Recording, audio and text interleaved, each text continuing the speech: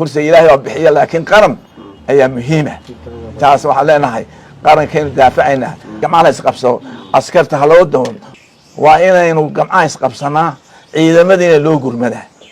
جيسيادة أن وليجو تاريخ وحنو شيءنا رجع كسو أردية متشرتين إيو بوساس إيو كلا كشناد إيو كسماية إيو الريال كيسو قيمي تاريخ ذميل لما يعت كاري تاريخ هلي ميسا بسم الله الرحمن الرحيم الحمد لله رب العالمين والصلاة على سيدنا محمد صلى الله عليه وسلم إلهي ما الله سبحانه وتعالى إلهي قام نمعضى بضين نقول متسيسوا ما له ولا ما أنتوا إن شاء الله إنه كهذا الله حاله ضدكم مريو ذلك إنه ما أنتوا مريا من حالة أن هري نوصل مريم المريا وأنا أنو كدقي أنت هالسوسن أنو كدقي إلا ما أنتوا قبتي حكمك مصبح وأن أركي إن أرنتين كنا ما ينسوا قال لا صح قرن أركي وإحنا قال 5 سنوات وإحنا كبكبيني معنا بأموس وحبل بوكيتك السارية يقول يوم السنة قرننا أرنتها ما أنت كسرت الأسعانودنا هوري الضوء يسوي صابو وهانا نعمل حماديسة طيب حمانتيسة ما أنت هلك مريسو هي هلك نمرين وكالة جاد موسى وحكي حوق بدن قرنك جريتان كيس الدستورك وحكي حوق بدن كرسي كيس طول يراها صادق ولا ترتمي هاي ما أنت لو حوي كرسي كيو قرنك با خطر بكتشره qorshahan maanta socda la sacad ka socda anoo ka xun dadkii ku dhintay mudaharaadkii salmiga ahaa sidii ay ugu dhinteen kuwii joon ku dhintay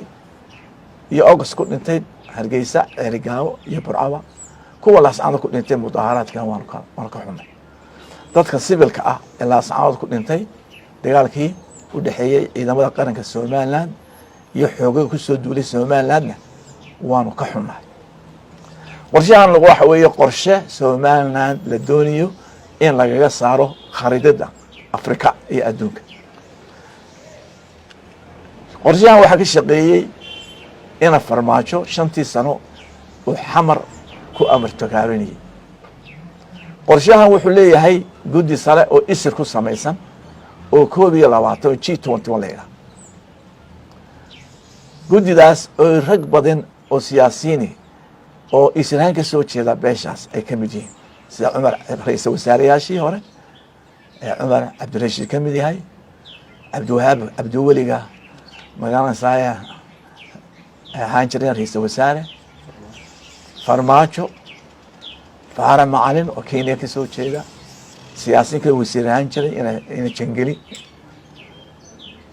ayaa weey qorshahan wuxuu ahaa qorshe uu Farmaajo sameeyay oo ku xiriira xitaa ciidanka Eritrea loo diray waxa ciidan loo soo tababarayo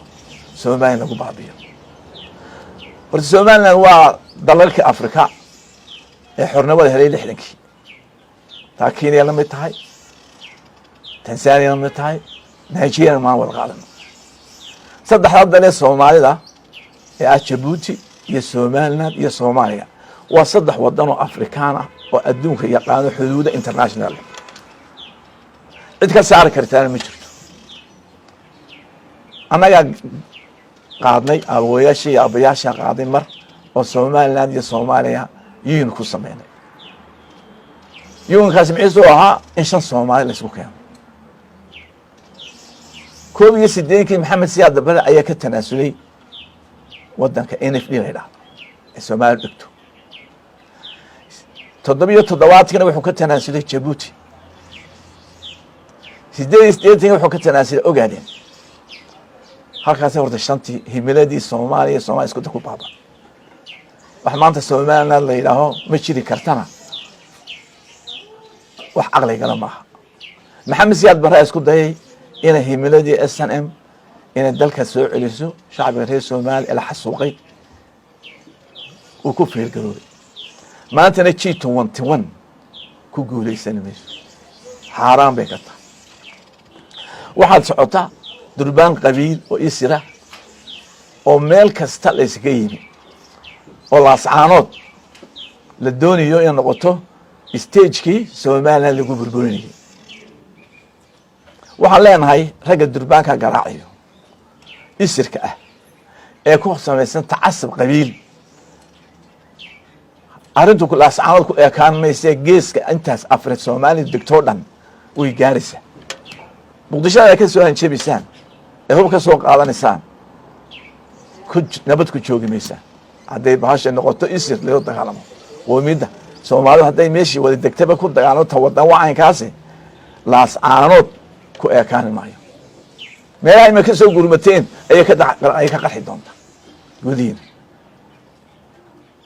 waxaan leeyahay dadka reer Soomaaliland maanta halka la marayo iyo halka ay leena marinayo iyo saynu nahay isma qabtaan. waxaan leeyahay waa inaynu galaa national mobilization,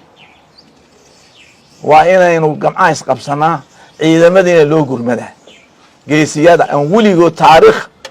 waxaan u sheegaynaa ragga ka soo ordiya majeerteena iyo boosaaso iyo hilalka shanaad iyo kismaayo iyo ee reerreerka isku qaybiyey taariikhda meel lanaga adkaaday taariikhda heli maysa. laannu anagu dadka ma doonano dulmi ma samayno waa lana dulmiyaa. ilaahayna wuu noo hiiliyaa maanta ilaahay baa noo hiilaya subxaana wa tacaala. xumaan idima qabno Soomaali ma qabno. waxaanu ka ammaan la'aana ku ammaan weynay calankii aanu geynay 60kii waana soo ceshano annaga dalkii hagaajisanayna oo idin saamaxay xasuuqi nagu samaysan waxaas ayaan maanta ammaan ku leeyahay. dembiga laynoo haysta waxa weeye maxaasiyaad bare loo riday. dembiga kaloo laynoo haystaa waxa weeye waa maxamed siyaadkii dagaalada South Africada inagu garaacay isku ka xidhay xabaalihii meel ka daasan ilaa ceergaabo ay sameeyay. sool iyo cayn iyo saan wax leeyahay ma jirto. waxaa ku tusbaxaysan saan leeyahay cayn sool iyo sanaag adeer dalka waa la wada leeyahay. 60kii waxay 6 degmo iyo 2 sub station sub district las sayra sub district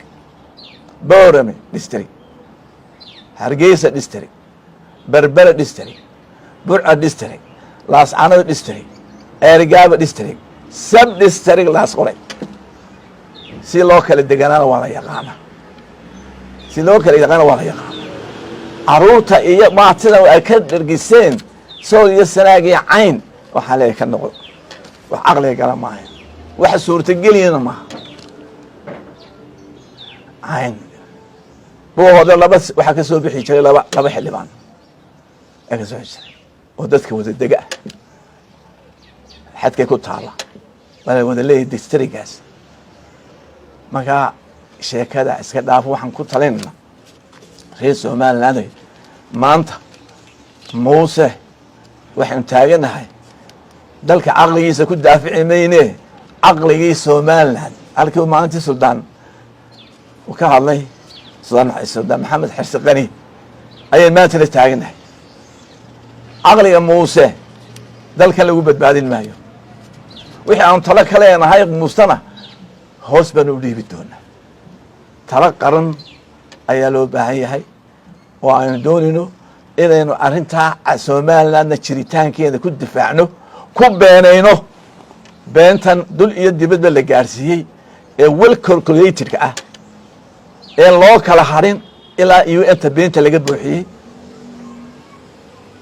iyo taynu ka gaadhino muuse taladinu ka gaadhino. waa laba dhibaato muuse iyo G21 waxay wadaan. waa in taasna ka wada tashanaa. waxaan leenahay garaadada yaan nin aan ku furi jirin iyaanu ku rarin. tolnimadeena guri kasta waa laga ooyaya markuu nin laascaanood dhinto markuu nin reer Hargeysa Burca dhinto waa laga ooyaya. family baan nahay isdhalay kaabi ah yaan laynagu guurin yaan dhulkeeda la baabiin aynu waxaynu dhamaysano. magaaladaas aad degtaan istronga meesha ugu badan tihiin dalkaas Jamhuuriyadda Soomaaliland waa laascaanood ay diga fiqshin wada degtaan. ha ka dhigina batal meeshii lagu dagaalamayay ragga maanta idin soo gurmanaya guryahoodii iskuullada way shaqaynayaan ilaa maalintii Soomaaliland qabatay ee la wareegtay xilka laascaanood si ay u horumartay laascaanood jaamacadii nugaal inta jaamacado samaysantay cusbitaalka imika ilaa waa la duqeynaya 2 milyan barbaa lagu sameeyay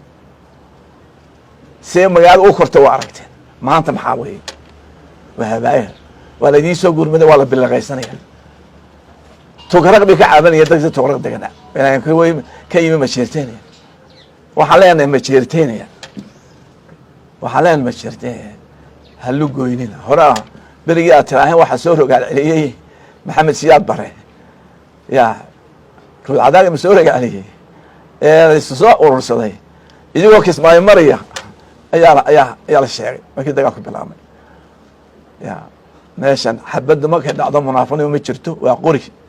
ya munaafiqo siyaasadeed oo been ku dhisan lagu xisaabtay waxaan leeyahay dadkaas soo lugoyna daris baynu nahay dariska ilaaliya daris baynu nahay dariska ilaaliya 5 milyan iyo bar Soomaali maanta baktiya dadaabe xitaa qaar ku noqdeen ina maanta ka dhigtaan xiisa Soomaali baan burburina maxamed siyaad burburinka ee sanadka marka abuurantay ilaahay subhanahu wa ta'ala ka lee ilaah ila allah tawxiidka ku bedeli maysan canankii la xasuuqay never again aku xiriyoonane dawladuna waxa leenahay yahay Soomaaliland heshiis wuxuu ka wataa when you are in a strong position marka meel adag taagantay xoog ay nabad ka keenaa ka soo noqonayay odayaasha aynaba iska farfadhiyaan meesha dawlad biyo waxay sameeyo iyo G21 beela isdili maayaane ka soo noqda oo tala qaran kaalaya si dalka loo daafici lahaa alla isku yimaad saas aan leeyahay waxaan jeclahay inaan arbacada iyo khamiis mid ahaan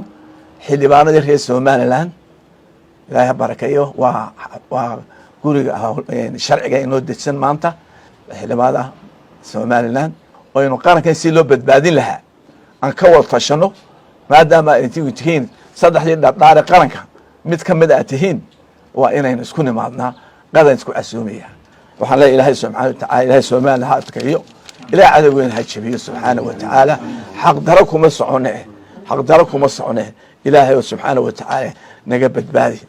shirqool kasto xumi halkii laga soo abuuray ayuu ku noqday ilaahay subhanahu wa ta'ala way ku noqonaysaa insha Allah ta'ala sadaan u cidnahay waa mowqifka waa taqaanaan maalinta xumaataba annaga u soo baxna qarankaanu iska xigsanina kursi ilaahay oo bixiya laakiin qaran ayaa muhiim ah taas waxa leenahay qarankeenu daafacayna hala kaco